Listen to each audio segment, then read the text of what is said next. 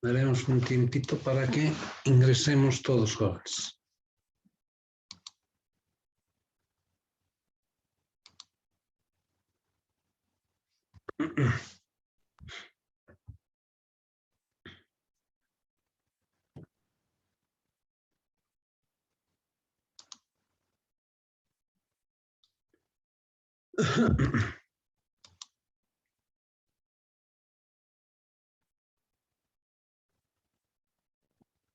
Ya. Vamos a ver, vamos a continuar. Les daremos un minutito más para que termine de ingresar todos. Estamos con la mitad.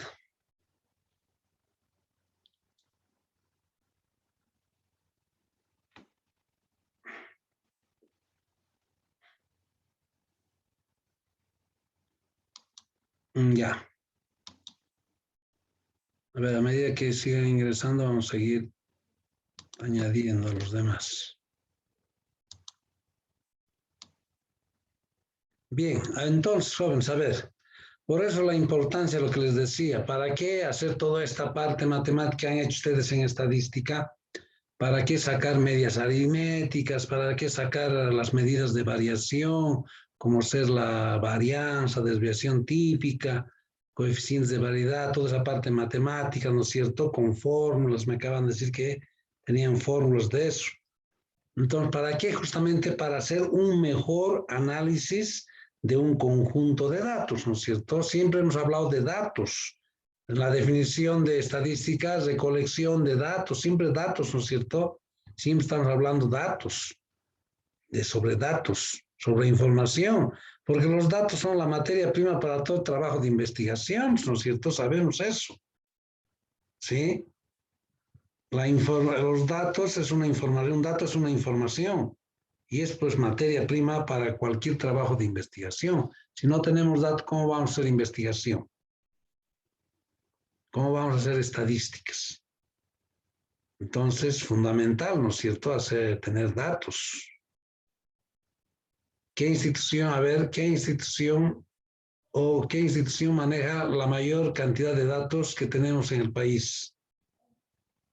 ¿A qué institución podemos acudir? INE. Para recabar datos. ¿Cuál? INE. Lógico, el INE. El Instituto Nacional de Estadística, ¿no es cierto? El INE que está ahí a la vuelta de nuestra universidad, en la Junín, el INE.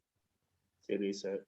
¿No? ¿Y cómo sacan, de dónde sacan los datos, de dónde recaban, de dónde recolectan, o cómo recolectan los datos de todos los aspectos, el INE, el Instituto Nacional de Estadística? A través de censos. Correcto, mediante los censos, pues. Obviamente. ¿Qué es un censo? ¿Para qué? A ver, Recolección de hacen los datos. censos? ¿Para qué hacen un censo? Para recolectar datos. ¿Datos? ¿Sobre qué? ¿Sobre qué temas? ¿Sobre qué tipo de datos? Sobre la población. Fundamentalmente, ¿no es cierto? Fundamentalmente. Todos queremos saber cuántos somos, ¿no? En el país. ¿Cuántos somos en el país? ¿Cuántos habitantes somos en el país? ¿Quién sabe? 11 millones punto tantos somos de habitantes, algo por ahí, pero estamos por los 11 millones. En el último censo, más o menos, teníamos 11 millones. ¿Cuándo se ha hecho el último censo? El año 2012, ¿no? 18. No, 2012. No, 2012, sí. Correcto, el último censo se ha hecho en el 2012. Corresponde a hacer el nuevo censo, porque los organismos internacionales recomiendan hacer los censos cada 10 años. Hay países con los suficientes recursos que los censos hacen pues cada 6 años, cada 7 años, porque es costoso hacer un censo, jóvenes. No es sencillo hacer un censo. Estaban queriendo postergar el censo, ¿no?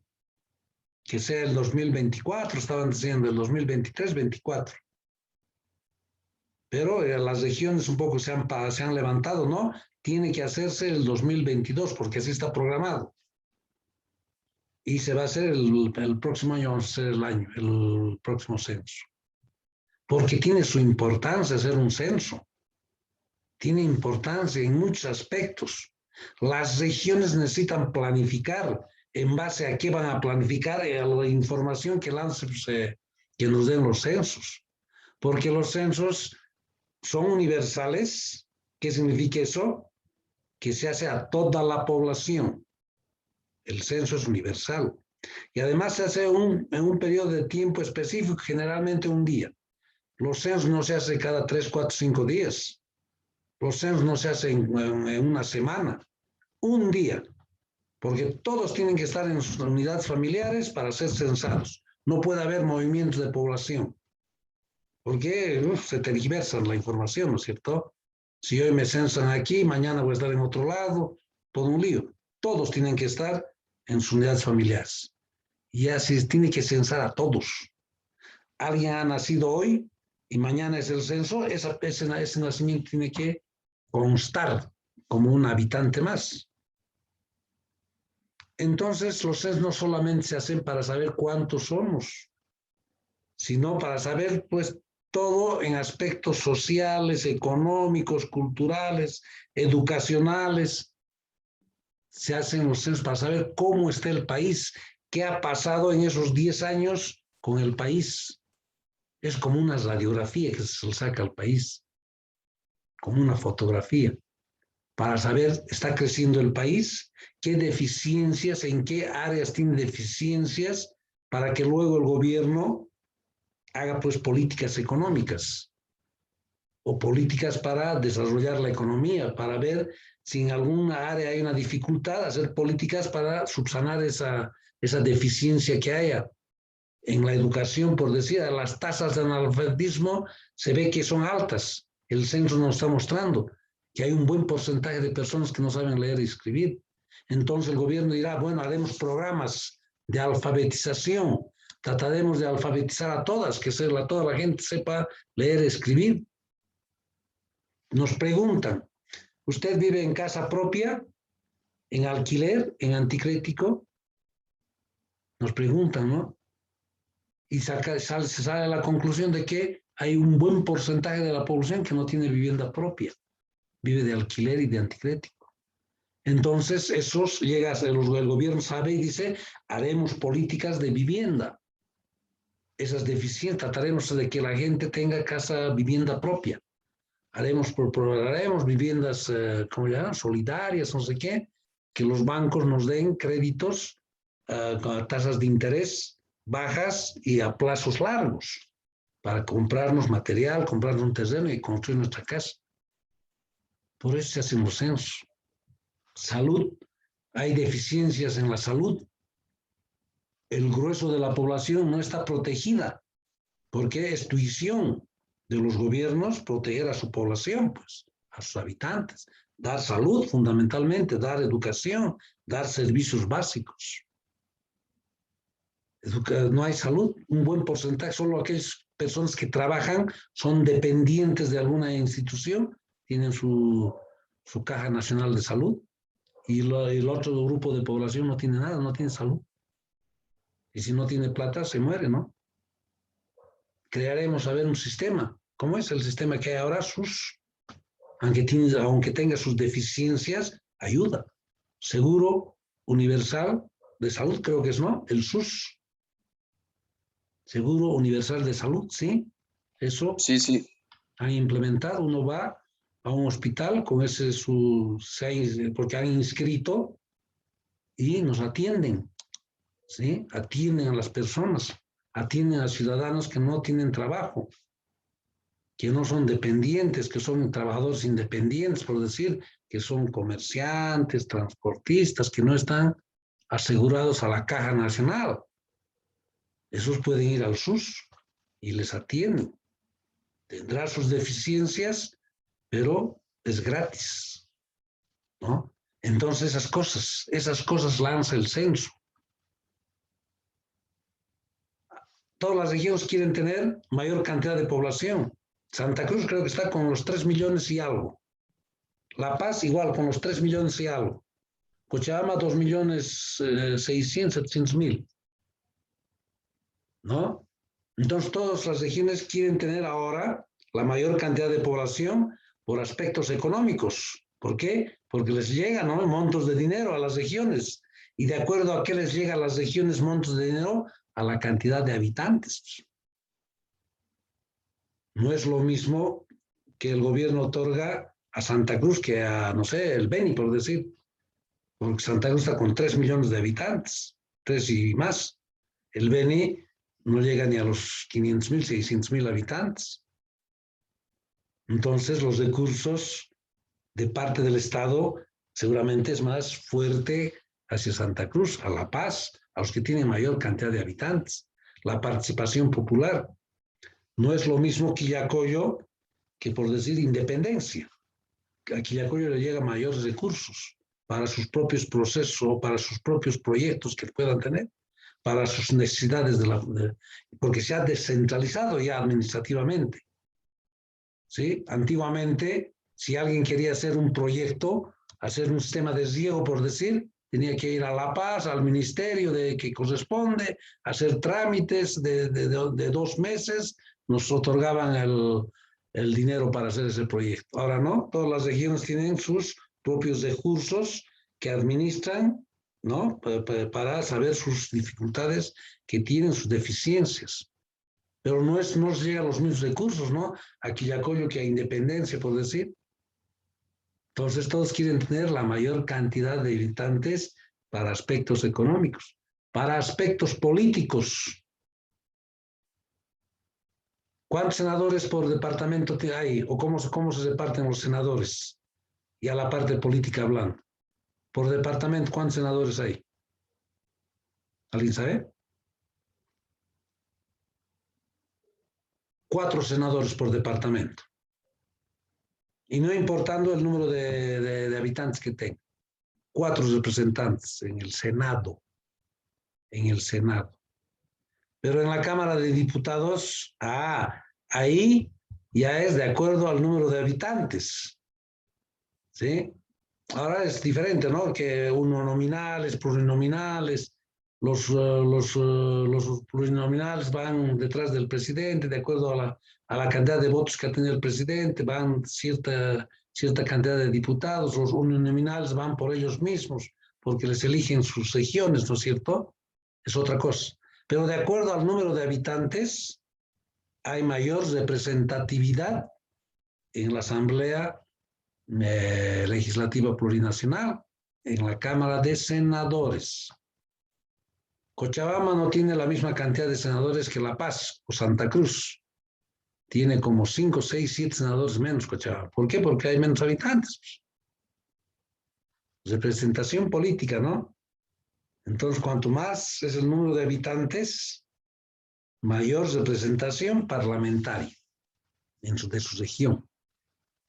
¿Sí? No es lo mismo, no la Santa Cruz, 16 diputados por decir, parece que no estoy seguro cuántos habitantes corresponden, hipotéticamente estoy hablando, por decir 16, para esa cantidad de habitantes que tiene Santa Cruz, o 20, 25 diputados. Beni, 7 diputados. ¿Por qué? Son menos, ¿no? Aspectos políticos, por eso todos quieren ser, ¿no? Quieren tener la mayor cantidad de habitantes. Claro, es así. ¿Sí? Entonces las regiones quieren que se hagan los censos para poder planificar también, pues, el gobernador. ¿Qué es el gobernador? El gobernador es como el presidente de cada departamento, ¿no es cierto? Bueno, los alcaldes son de los municipios, pero necesitan saber de esas autoridades cómo están sus municipios, cómo están sus departamentos, para hacer programas, ¿no es cierto?, para ver dificultades, deficiencias que puede haber en los diferentes aspectos. Fundamentalmente servicios básicos, educación, salud, porque ¿cómo se mide el grado de desarrollo de un país? tasas de analfabetismo bajas, que toda su población esté protegida, servicios básicos, por supuesto otras variables más, ¿no? El PIB es variables macroeconómicas. ¿Sí? Hay países que son industrializados, pero que no han alcanzado el pleno desarrollo. Brasil es un país industrializado, pero no ha alcanzado el pleno desarrollo. Sus tasas de mortalidad, tasas de analfabetismo son todavía altas. Mucha población no está protegida por la salud, ¿no? Entonces, para saber cómo está el país, para que el gobierno, los gobiernos departamentales, los alcaldes, hagan programas, planifiquen. ¿En base a qué van a planificar? En base a los resultados o los datos que dé el censo. Entonces, por eso la importancia. Sí, dígame. Tengo una pregunta, bueno, esto ya fuera de estadística en realidad. Realmente nos hemos salido del contexto, pero es bien saber hablar. Así es es. Una pregunta, sí, dígame. Fuera de estadística, o sea, una pregunta fuera de estadística. Correcto, no hay problema, está bien. Como usted avanzamos lo que era, o sea, yo avanzaba en realidad, no sé de otros compañeros, yo avanzaba con usted en microeconomía. Sí. No sé si ha visto lo que es el tema de Afganistán, lo que está pasando. Afganistán. No. Afganistán, lo que está pasando en Afganistán. Hay problemas, ¿no es cierto? Hay problemas, ¿no? ¿Cómo se mantiene el país? O sea, si tiene tantas guerras y demás cosas, ¿cómo se mantiene? A ver, ¿cómo? A ver, esos países, generalmente esos países están protegidos por otros países. Por ejemplo, Afganistán, como está diciendo, era un gobierno que los Estados Unidos estaban ayudando a ese gobierno, ¿no es cierto? Fondo Monetario Internacional, Banco Mundial, recursos, ¿sí? Porque eran el gobierno de ese país, tenía la embajada de Estados Unidos, había muchos norteamericanos, ¿no es cierto? Y Estados Unidos protegía, pues, de sobremanera. Es un país dependentista, nosotros hemos sido un país dependentista. Nosotros somos un país dependentista. Antes éramos países dependentistas, ¿no es cierto? ¿Por qué? Porque vivíamos de los créditos que nos daba el Banco Mundial, ¿no? Créditos bilaterales, dependíamos, porque no estuvimos explotando nuestras riquezas, ¿no es cierto? Entonces, el dependentismo hace que nosotros no vayamos a desarrollarnos. Por lo general quedamos estancados, ¿no es cierto? Entonces, esos países están, digamos, solventados por otros países grandes, por otras potencias mundiales, ¿no es cierto? Por aspectos políticos puede ser. En Afganistán, ¿qué es lo que ha ocurrido ahora? Creo que ese grupo de los talibanes han recuperado, se han entrado hasta Kabul, ¿no es cierto? Y estamos viendo en los medios de comunicación que no saben cómo salir porque hay norteamericanos ahí adentro, ¿sí? Y los aeropuertos han tomado, ¿no? El ejército norteamericano. Ya ni siquiera están en las embajadas, están en los aeropuertos, ¿no? Entonces sus economías, por supuesto que van a caer, ¿no es cierto? Ya no va el Banco Mundial, Fondo Monetario Internacional, ya han dicho que van a cortar todos los sistemas de ayuda a esos países. Ahora, ¿cómo va a vivir? Y para el colmo, esos países no son como los árabes, ¿no es cierto? Tendrán riquezas naturales, pero en poca cuantía, ¿no? Todos son intereses, jóvenes, todos son intereses. Todos son intereses de poderes económicos, ¿no es cierto? Ahora ya ni siquiera pienso, ni siquiera gobiernos están manejando el mundo, sino personas poderosas. Este problemita que tenemos a nivel mundial del COVID, por ejemplo. Yo sigo pensando que no es una cosa que ha aparecido así, sino yo pienso que es algo que se les ha escapado de algún laboratorio o que realmente hay intereses económicos fuertes de personas, porque hasta ahora no puedo entender cómo para el cáncer no hay una cura. Estamos llegando a Marte, estamos llegando a todo lado, para el cáncer no hay una cura. ¿Y cuánta gente muere? ¿Cuánta gente gasta?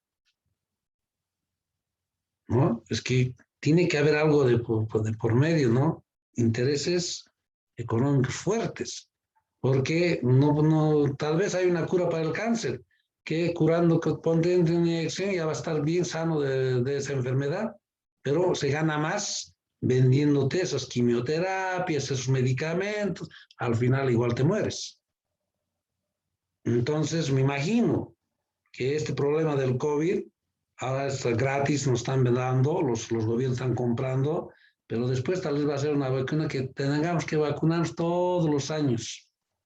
Y para eso ya vamos a empezar a pagar, ya no nos van a dar gratis, ¿no es cierto? Vamos a empezar a pagar. Intereses tal vez económicos, pero poderosos, fuertes. ¿Qué es lo que está pasando allá en Afganistán? Ha caído, el presidente ha escapado, creo, hace 2 días o un día, ¿sí? El gobierno de Estados Unidos está sacando a su gente. ¿Han visto esos aeropuertos? Sí, Sí, están viendo. Ahora eso, claro, de los aviones la gente está que están trepando. Otra forma de gobierno está entrando. Los Estados Unidos van a sacar a toda su gente y algunos más que son partidos, a todo lo que pueden, ¿no es cierto? Están escapando prácticamente, ¿sí? Y seguramente su ejército va a salir, porque ya los otros ya se han presentado como presidentes, creo que son los del Islam, ¿no? Los talibanes, no sé qué. Talibanes son, sí. Otra forma de pensar, otra forma de... Pero detrás de eso también pues, hay otros gobiernos. Eso es innegable. Eso es innegable. Son intereses económicos. ¿Qué intereses económicos habrán ahí? ¿Cómo ha sido la guerra de nosotros, de los bolivianos, con los chilenos? Más por el guano y el salitre, ¿no? ¿Sí? ¿Y qué intereses habían ahí? Intereses ingleses de Inglaterra, ¿no? Hay instituciones poderosas que propician guerras, hacen pelear entre las regiones, después hacen aparecer armamento, todo, y hacen pelear por intereses económicos. Hay gobiernos poderosos así. Y el mundo está polarizado. Sí, el mundo está polarizado. Por detrás de eso hay gobiernos poderosos, no vamos a nombrar qué gobiernos, pero hay gobiernos poderosos en todo. Se han repartido desde la Segunda Guerra Mundial, el mundo se ha repartido en 2 polos. Ustedes sabían que Alemania estaba dividida, ¿no? ¿Sabían eso? La Alemania. Es como si Cochabamba pusieran el muro de Berlín, pusieran una pared pero altísima, desde San Pedro hasta, no sé, Colcapirua, por decir, una pared alta. Un lado, nadie pasa al otro lado. El muro de Berlín. La Alemania, después de la Segunda Guerra Mundial, se ha dividido en 2. La Alemania occidental y la Alemania oriental, ¿no es cierto? Después de la Segunda Guerra Mundial. Unos manejados por la Unión Soviética y otros por los Estados Unidos, ¿no? Oriental, dividido, pero la Alemania, por así como lo estoy diciendo. Y hace unos 15 a 20 años ha caído ese muro de Berlín, con lo que ha caído la URSS, ¿no? La Unión de Repúblicas Soviéticas. Ese muro ha habido, ¿no? El 70, el 80, no sé qué año exactamente, ha caído ese muro de Berlín. La gente iba, fiesta ha habido, ¿no es cierto? Se ha unificado nuevamente la Alemania. Así ha sido. Después de la Segunda Guerra Mundial se ha polarizado la Guerra Fría y otras cosas más. Entonces está polarizado, todos son intereses de gobiernos, de ideologías, de poderes económicos. Ahora ya estoy pensando que no solo los gobiernos, sino hay gente, pero que es sumamente poderosa, sumamente que manejan, que ponen gobiernos. Saben quién va a ser el presidente. Sí, así está el mundo, ¿no? Ahora, ¿en qué quedará Kabul? Es Turquía, ¿no? Y son guerras que son interminables. Siempre está ese Afganistán, no es Turquía, Afganistán siempre ha estado en guerra, siempre, toda una vida ha estado en guerra ese país. Ahora otros, como primero estaban los rusos en Afganistán, ¿sí? Dominando así, había contra los rusos, ¿no? Y los Estados Unidos por debajo metiendo armamento. Los han echado a los rusos. Nuevamente se ha sentado, digamos,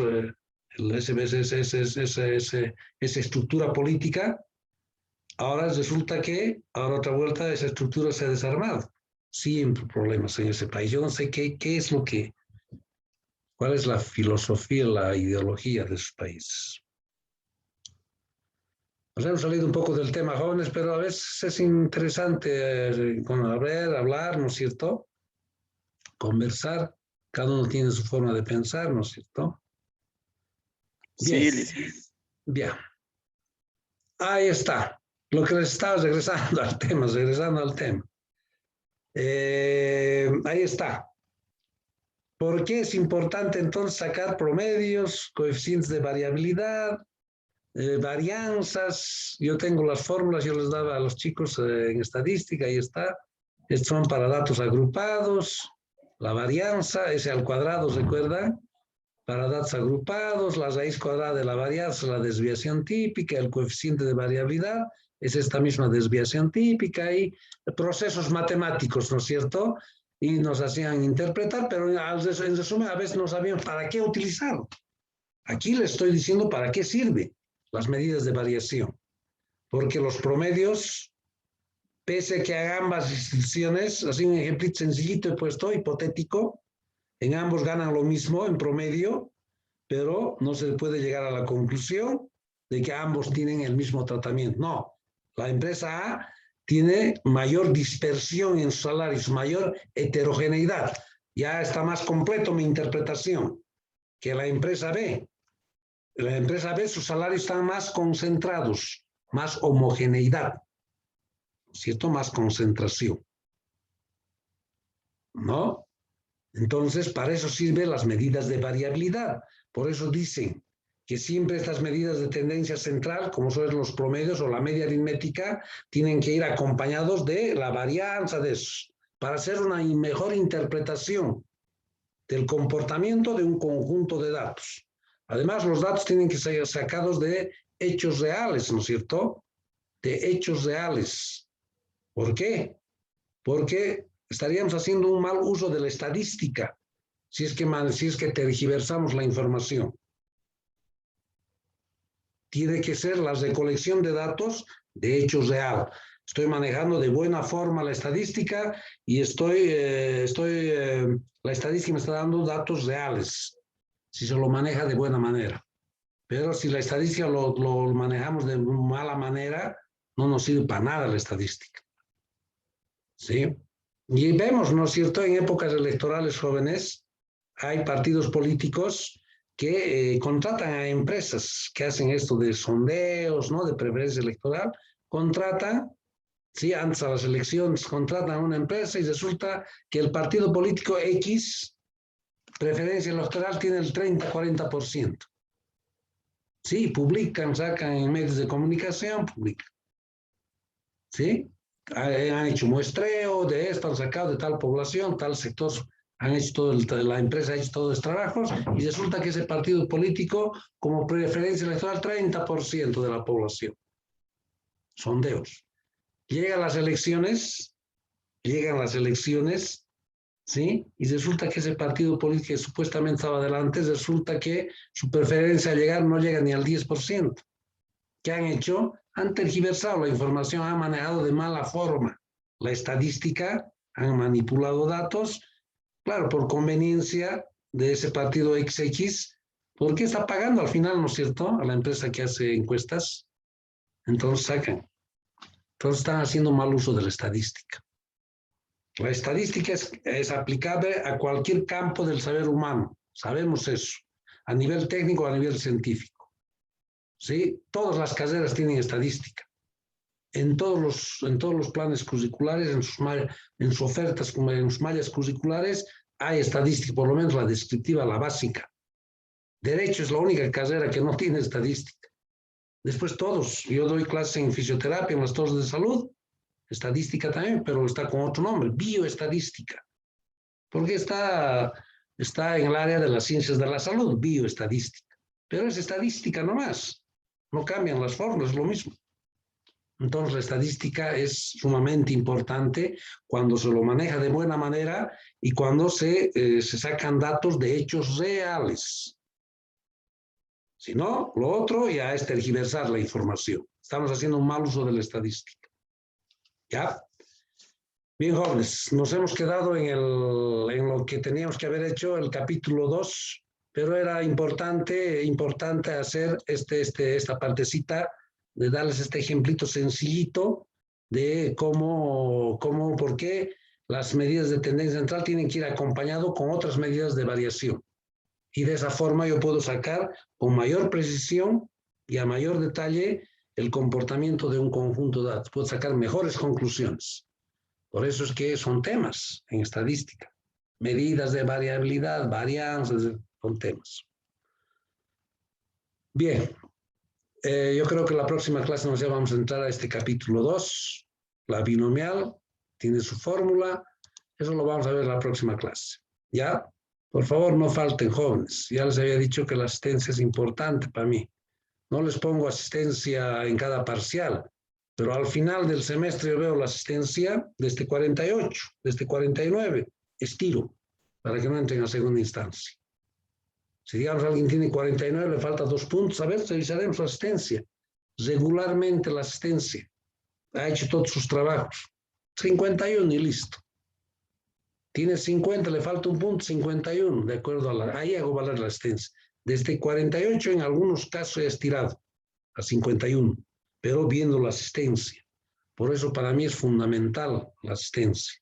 Y hago valer al final del semestre. ¿Ya? Entonces, por favor, jóvenes, asistan. Ya la próxima clase voy a tener las listas oficiales, voy a llamar lista y voy a llevar a lo mejor la asistencia de todos han puesto, veo que todos han puesto sus nombres en el chat también ahora. ¿Ya?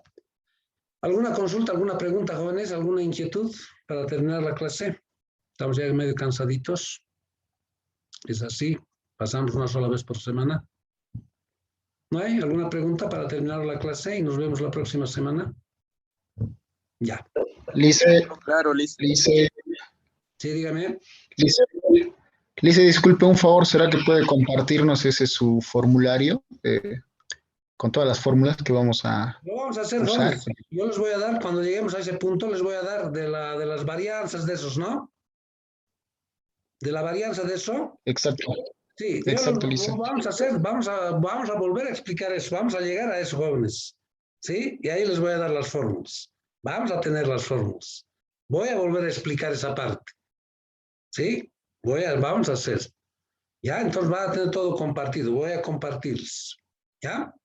De estas. Ya, Lice, gracias. Sí, todo va a estar en el Moodle. Ya. Bien, jóvenes, que tengan buenas noches. Nos retiramos y nos vemos la próxima semana. Por favor, no falten, jóvenes. Hasta luego, que tengan buenas noches, jóvenes. Nos vemos. Buenas noches, Lice. Chao, chao, Buenas jóvenes. noches, Lice. Chao, nos vemos, Semana. jóvenes. Hasta luego. Hasta la próxima semana.